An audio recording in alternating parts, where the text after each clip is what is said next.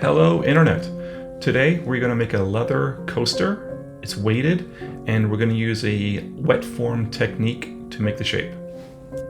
To make the forming mold we're going to use 2 pieces of wood and 2 plastic 3D prints, one positive and one negative. I'm going to first mark out the center of one of the pieces of wood, and then we're going to cut out a hole in the center, and that's going to accept 1/2 of the 3D printed forming mold.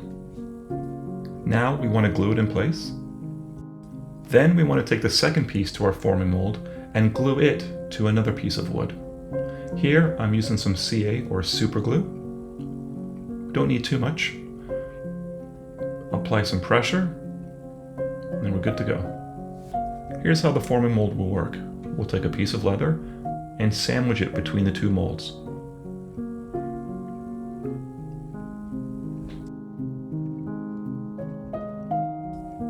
For the inside of the coaster, to give it some weight, we're going to take 2 3D printed parts and fill one of them with steel ball bearings. Then sandwich the 2 together. First, we want to carefully fill one side with our steel ball bearings, being careful not to drop them on the floor.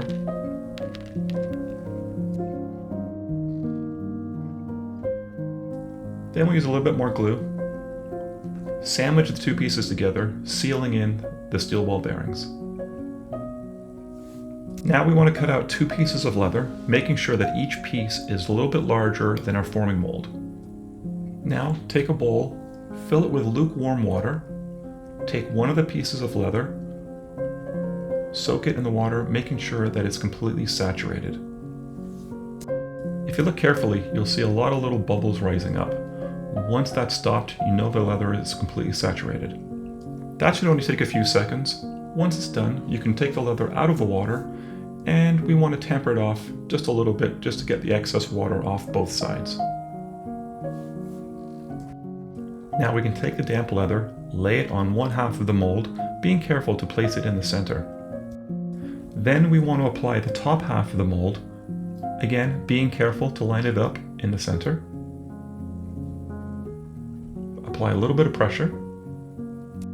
And now I'm going to use 4 C-clamps to apply a lot more pressure.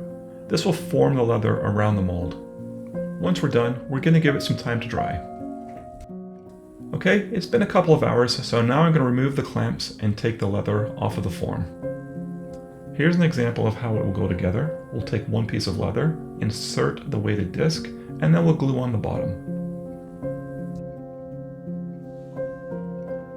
Later, if you wish, you can hand sew or use a sewing machine to put a decorative stitch around the outside. Now let's get to work and do the final assembly. I'm going to use some contact cement. This will be applied around the edges where the 2 pieces of leather will come together. Then, just like we did in the demonstration, we'll insert the weighted 3D printed puck, and then we'll apply the bottom piece of leather.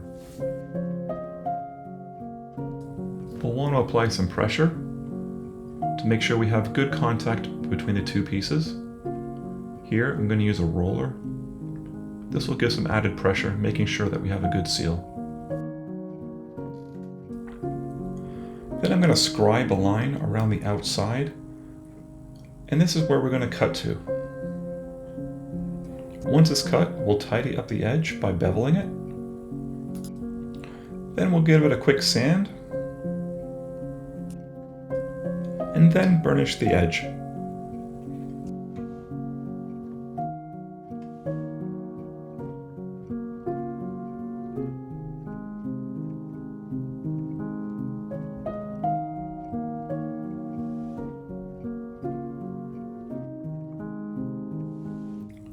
There we are, almost done, looking really good. Now I think I'll finish the edge using my sewing machine.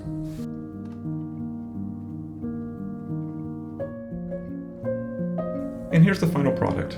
Thank you for watching. If you like this video, please consider subscribing. Thank you.